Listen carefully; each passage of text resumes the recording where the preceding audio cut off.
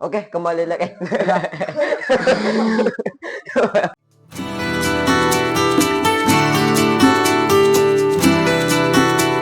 Ya. Assalamualaikum warahmatullahi wabarakatuh. Waalaikumsalam warahmatullahi wabarakatuh. Kembali lagi dengan kami di podcast MTS Plus Barul Ulum Channel.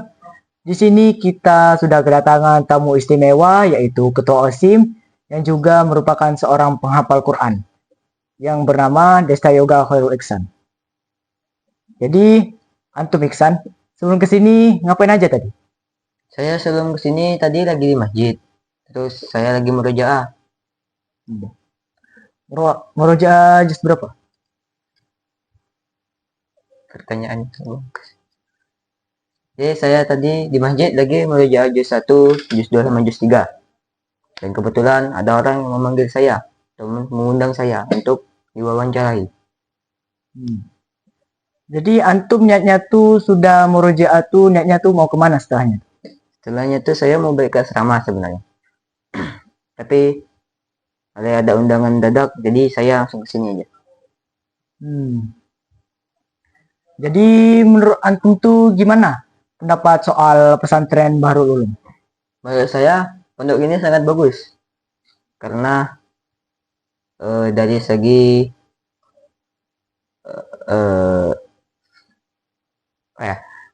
dari fasilitasnya bagus, cara pengajarannya bagus dari kelas 2 kemarin sampai dengan sekarang juga.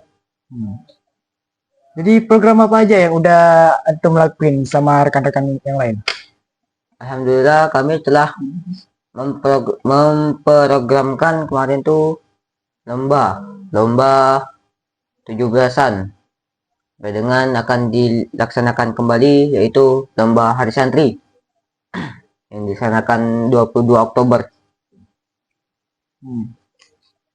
Jadi kalau setiap kali kepemimpinan antum tuh ada nggak kayak ada masalah sama tim atau yang nggak mendengarkan? Pada saat itu mungkin pernah, tapi saya tetap percaya diri oleh dukungan teman-teman saya yang lain. Karena itu saya tetap mengajukan diri untuk menjadi ketua OSIM. Saat antum pemilihan itu melalui ditunjuk oleh kepala sekolah atau dari musyawarah pemilihan? Kami sejujurnya aja kami musyawarah terlebih dahulu oleh teman-teman saya, dan teman-teman saya sepakat ingin memilih saya. Ya udah, saya lanjut aja. Saya jalani, terus alhamdulillah saya juga terpilih sebagai ketua OSIM saat ini. Jadi menurut antum tuh tingkat kerja antum tuh udah maksimal atau masih di bawah standar dalam kegiatan antum? Insya Allah sih. Mungkin kalau bagi saya sendiri, saya sudah maksimal, benar-benar maksimal. Tapi yang belum maksimal ini yaitu teman-teman saya, anggota saya. Karena mereka yang mempunyai sifat keras kepala itu susah. Jadi saya mau nggak mau dengan saya sendiri, saya usaha sendiri untuk memaksimalkan OSIM tahun ini. Gimana kalau pondok pesantren tuh apakah bagus untuk para remaja di zaman sekarang? Menurut saya sangat bagus karena bisa menjauhkan mereka dari pergaulan bebas saat ini yang sangat tidak diinginkan pada semua orang. Karena itu sangat tidak baik. Jadi kalau udah lulus ini, antum mau kemana lanjutnya nih pelajarannya? Saya belum mempunyai pilihan. Yang pasti ayah saya menyarankan untuk mondok kembali di Jakarta. Dan terus saya juga belum tahu ini gimana ke depannya. Dan saya apabila tidak ada pilihan lain, dan saya akan melanjutkan di sini, insya Allah. Jadi kalau antum itu kayak harus pondok di luar, apa tujuannya antum milih untuk tetap berada di pondok? Karena saya ingin menjaga hafalan saya tetap terjaga. Saya takut nanti kalau seandainya saya SMA di luar ataupun ya di luar lah, mau di SMK, SMA, STM, saya takutnya hafalan saya tidak terjaga. Karena itu saya memilih untuk mondok kembali. Karena sayang, kalau mondok cuma 3 tahun itu tanggung. Ya, nanggung ya. Kalau cuma 3 tahun, kata mama saya agak cukup itu ilmunya. Cukup, tapi nggak terlalu cukup. Belum terlalu sempurna kalau kata orang kebanyakan. Ya. Jadi, kalau menurut antum ya, perkembangan pondok pesantren Baru Ulum tuh gimana udah sekarang ini? Dari dulu. Sekarang ini perkembangannya lumayan bagus karena adanya fasilitas-fasilitas baru yang bisa membuat para santri bersemangat dan memotivasi mereka untuk tetap semangat belajar. Iya, bagus ya. Bagus. Dan lauknya juga enak-enak. Ya, enak lah kalau dapur. Saya tuh penasaran, kapan pertama kalinya pondok pesantren MTS Baru Ulum pertama kali didirikan? Kalau setahu saya, MTS ini berdiri dari 2002 kalau nggak salah. Oh, Terus 2002 ya? ya, terus Tahu juga. sampai sekarang dari 2002 sampai 2024. Alhamdulillah masih bagus sampai sekarang. Yang mempunyai akreditas A. Udah nambah di upgrade ya. Iya. Benar, makin nambah tahun. Terus siapa aja nih tokoh-tokoh yang terpandang yang ada di pesantren Baru Ulum? Banyak. Siapa aja tuh? Karena yang pertama, yang paling mencolok itu ya Ustaz Saiful sebagai ketua yayasan. Oh, Tayasan. Yang kedua ada Ustaz Ali, Ustaz Muhammad Ali sebagai kepala pondok, dan yang paling benar mencolok ini Ustaz Fauzan sebagai pengasuhan. Oh, pengasuhan ya? Dan lain-lain banyak seperti kepala MTS, kepala SMA, dari yayasan, dan lain-lain. Jadi dari pengalaman antum selama 3 tahun ini, apa ada kejadian unik atau seru gitu Banyak di pondok pesantren? banyak. Apa aja? Momen-momen sama teman itu paling yang paling terbaik lah pokoknya. Yang momen-momen Ya, sama teman masuk. itu. Contohnya ada teman yang lagi gimana ya, yang lagi ulang tahun, terus dapat makanan lah dari orang tua. Banyak asrama segenerasi Bagi-bagi ya, satu asrama ya, bagi-bagi. tahun satu. Apalagi ada yang ulang tahun tuh biasanya di apa itu, ulang tahunnya biasanya di gitulah pokoknya Kegiatan panjang. seru ya. Terus kami itu biasanya dihukum sama-sama sama segenerasi asrama karena nggak ini nggak itulah pokoknya melanggar satu kena semua. Itu momen-momen terbaik itu, walaupun gimana lah gitu kan, yang teman ini buat itu, teman satunya buat itu lagi, kena lagi semuanya. Oh, jadi kalian ini satu generasi kadang-kadang sering dihukum ya kadang-kadang ya? Nggak sering juga karena kami udah tobat. Ya Allah. Alhamdulillah. Udah tobat. Bagus kan gitu. Semenjak ganti tobat. Jadi antum nih kalau di pesantren tuh gimana? Kalau sering kegiatannya tuh di waktu luang, kalau nggak ada kerjaan? Kalau nggak ada kerjaan tuh biasanya sehabis asar bisa main bola, main futsal, voli, badminton, raket lah tuh pokoknya. Terus ada juga yang belajar, ada juga yang ada eskul, kegiatan lainnya juga, dan banyak lah pokoknya. Nah, kalau soal ekskul ini, ekskul apa aja yang diikuti nih antum nih? Kalau saya sih pertama ikut pramuka, kedua ikut tafis, ketiga ikut TIK, keempat ikut kaligrafi, dan kelima ikut apa ya, lupa saya, apa Ban, lupa saya Ban. Oh, Ya udahlah pokoknya ada 5 kalau nggak salah, apapun lebih itu nggak tahu lah. Oh ya. Nah, jadi antum kan ikut ekskul kaligrafi nih. Udah berapa lama ngikut ekskul itu? alhamdulillah baru-baru karena kedatangannya Ustaz Gibran saya mengikut ekskul kaligrafi, karena sebelum-sebelumnya nggak ada yang mau ngajarin kaligrafi gitu. Terus ada Ustaz Gibran, ya udah saya langsung daftar, saya langsung belajar sama beliau. Alhamdulillah saya bisa. Oh, gitu ya. Oh, jadi ini buatan pembina kalian ya? Wih, bagus banget. Mau beli saya nanti. Bagus. Ini kaligrafi juga merupakan ilmu bagus ya. Buat nanti kayak hias-hias rumah, hias masjid. Bagus punya ilmu kayak gini. Bisa diterapkan. Berbagi ilmu juga. Jadi antum nih saya dengar-dengar tuh juga ngikut bagian pramuka ya. Ya emang ikut tadi saya bilang apa? Aduh. Ya Nah, saya tadi maksud tuh bilang pertama pramuka. Nah saya pramuka yang juga termasuk tim inti dari Islamic Center. Yang alhamdulillah kami kemarin ikut keluar kuartir Bangka, cabang Bangka. Alhamdulillah kami dapat satu umum dan dipersembahkan ke MTS Plus Barulum pialanya. hmm. Jadi saat lomba itu kalian tuh lebih mementingkan unsur kerjasama atau saling mendahulukan? Ya, tentu saja kami mementingkan kerjasamanya. Walaupun kami kalah, nggak apa-apa sih. Kami kalah. Yang penting kami udah berusaha. Tapi alhamdulillah kami menang. Oh ya, menang ya. Nah, aneh nih mau nanya, apa nih yang membedain antara santri dengan murid di luar? Pertama tuh yang paling mencolok nih sebenarnya. Kalau siswa tuh, kalau santri tuh bisa ngejar apa yang dilakukan, bukan dilakukan sih. Contoh gimana ya? Kalau santri ini bisa ngejar siswa, tapi kalau siswa belum tentu bisa ngejar santri. Contohnya seperti sholat 5 waktu lah paling mudah gitu.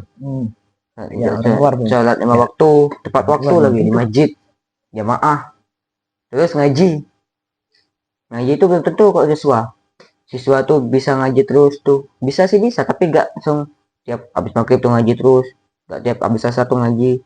Tapi kalau di sini alhamdulillah tiap maghrib tiap asar sebelum subuh habis subuh tuh pasti ngaji. Oke ya, belum tentu juga ya murid luar bisa ngelakuin apa yang dilakuin santri di sini. Iya Ya. itulah. Aneh mau nanya, hasil dari pelajaran kaligrafi antum tuh gimana sebenarnya? Saya mau lihat contohnya gimana ya, selain yang ada di Alhamdulillah, sini. ini hasil dari kami kaligrafi ya, dan Wah, Bapak. boleh lihat tuh. Iya dulu. Masya Allah, Ini bagusnya. Ini antum nih belajarnya tuh berapa lama? Bisa buat sebagus gini kaligrafinya. itu sih tergantung pada seseorang.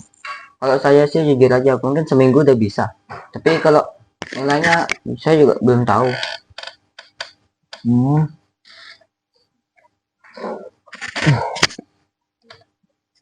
Antum masuk sini tuh menurut keinginan sendiri atau dari paksaan orang tua antum? Awal-awal saya tuh sih dipaksa, terus terpaksa, dan lama-lama jadi terbiasa. Wah, lama-lama Dan jadi terbiasa. semenjak saya dari pertama kali saya menginjak kaki duduk di kelas 1, saya merasa saya ini tertekan, terpaksa. Ya udah, pas naik kelas 2 terpaksa lagi. Ujung-ujung udah naik kelas 3. Ya udah, terbiasa. Gak kerasa bentar lagi mau lulus. Terus saya pikir-pikir rugi ya kalau seandainya kan mondok itu cuma 3 tahun. Jadi saya putuskan untuk mondok lagi setelah ini. Insya Allah. Oh ya, mau nanya. Antum tuh kalau dengan adik kelas yang kalau susah diatur ketika sholat itu gimana? Ketika dapat tugas mengatur sholat? Kami tuh pertama-tama ya pelan-pelan dulu lah. Saya contohnya pelan-pelan disuruh ke situ, ke sini, disuruh masuk, disuruh ngerapi saf, disuruh wudhu. Terus apabila mereka bukan tugil sih bahasanya, wah, keras kepala, susah dulu. Keras kepala. Jadi ya udah mau gak mau kami dengan tegas menyuruh mereka untuk gini begitu. Karena kalau misalnya kan dipelanin terus mereka ngelunjak. Jadi ya udah. Ya. Kalau santri baru tuh kalau yang memang susah diatur tuh memang harus dikerasin biar mudah nurutnya. Biar enggak terlalu merajalela kan di dalam pesantren ujung-ujungnya. Kalau kalau saya nih ya, kalau mau bertanya, kalau di pondok itu kegiatannya tuh tergantung oleh jadwal atau memang dari diri sendiri yang udah ngatur untuk melakukan hal tersebut. Pertama tuh kita tuh pasti ya dari jadwal kegiatan. Contohnya, pagi itu bangun subuh, terus sholat, terus mufradat, pembagian kosakata bahasa Arab, bahasa Inggris, terus mandi, sekolah, makan, dan lain-lain. Nah, yang kedua nih, pasti kita ngatur jadwal. Kita tuh mandinya kapan, bangunnya jam berapa, dan makannya jam berapa, mau selesai jam berapa, mau berangkat ke kelasnya jam berapa, itu kita sendiri itu. Karena kalau bukan dari kita sendiri, ya siapa lagi, kapan lagi kita mau seperti itu. Kita harus sadar, harus introspeksi diri, harus dari kita sendiri, dari diri kita sendiri. Karena nggak bisa kalau ditanya santai kan, saya ngirantum mau nyuruh saya, mau buat saya ini bisa gini bisa gitu, nggak bisa.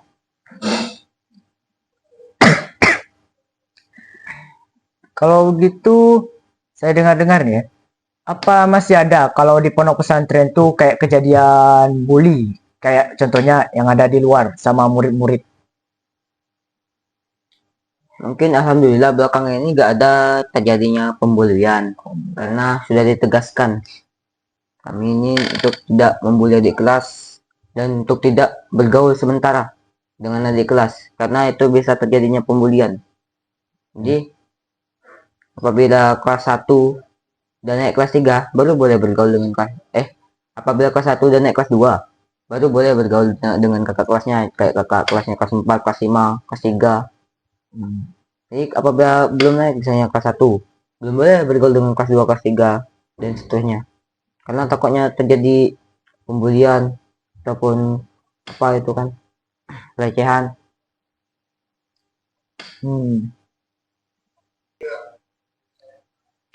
Saya penasaran, apa moto antum sebagai santri di dalam pesantren Bahrul Ulum?